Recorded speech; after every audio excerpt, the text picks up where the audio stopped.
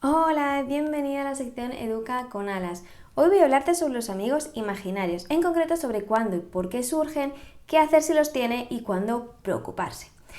Los amigos imaginarios son esos personajes que los niños crean, que existen solo en su mente y con los que interactúan de forma regular. Puede tomar múltiples formas, puede ser un animal, puede ser un objeto, puede ser una planta, un ser humano, un extraterrestre, cualquier cosa, ¿no?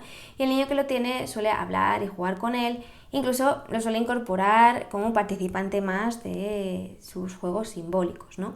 Se podría pensar que esto de tener un amigo imaginario es poco habitual, pero para nada. Los amigos imaginarios suelen surgir entre los 3 y los 12 años, aunque es más habitual a los 6-7 años, y se estima que 2/3 de los niños de estas edades los tienen, es decir, cerca del 70% de los niños.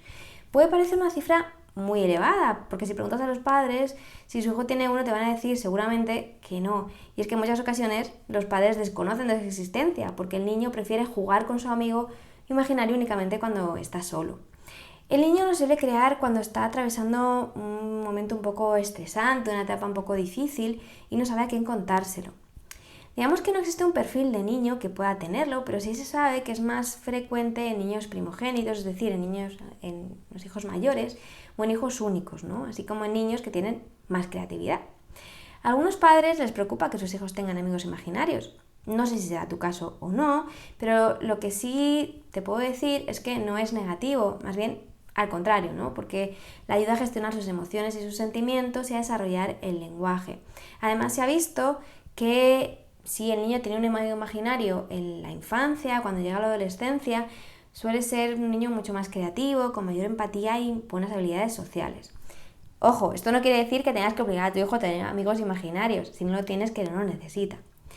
¿Qué debemos hacer entonces si lo tiene, no?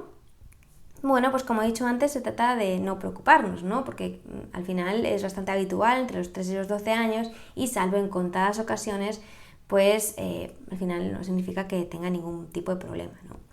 Tampoco reírnos de que lo tenga o rechazarlo, porque al fin y al cabo es algo que forma parte del niño, surgió de él, y si hacemos esto y rechazarlo, pues va a pensar que hay algo malo en él cuando no es así, ¿no? Tampoco ignorarlo, más bien al contrario, hay que actuar con normalidad y seguirle un poco el rollo a veces, ¿no? Hay niños que cuando se saltan alguna norma también es posible que echen la culpa a sus amigos imaginarios. En estos casos lo que habría que hacer explicarle que tener un amigo imaginario no le exime de sus responsabilidades y que al final tiene que responsabilizarse de sus acciones en vez de culpar a su amigo o a otras personas, ¿no?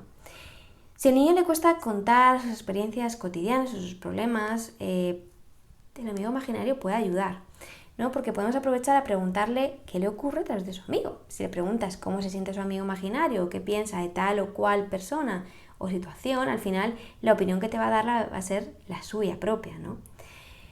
¿Cuándo sí habría que preocuparse, ¿no? Bueno, pues en caso de que le impida hacer actividades cotidianas, que le exponga a situaciones que puedan ser peligrosas o que prefiera estar con su amigo imaginario en vez de con personas reales. Y es que es importante que como padres observemos, ojo sin controlar, el tipo de conversaciones y juegos que hace con su amigo imaginario. Pues por ejemplo, si se trata de un amigo agresivo o si su amigo imaginario es Spiderman y el niño lo que quiere es parecerse a su amigo imaginario y escalar edificios o saltar por las ventanas, pues habría que hablar con el niño al respecto porque se puede exponer a situaciones realmente peligrosas.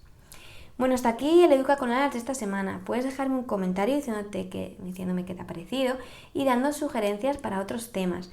Si quieres saber más sobre crianza y educación, te invito a seguir esta cuenta, a visitar la página web donde encontrarás un blog y cursos online de crianza y educación. También puedes reservar de forma gratuita una llamada conmigo donde me cuentes los retos a los que te enfrentas en el día a día, en la educación y crianza de tus hijos y te puedo contar cómo ayudarte. Muchísimas gracias y hasta pronto.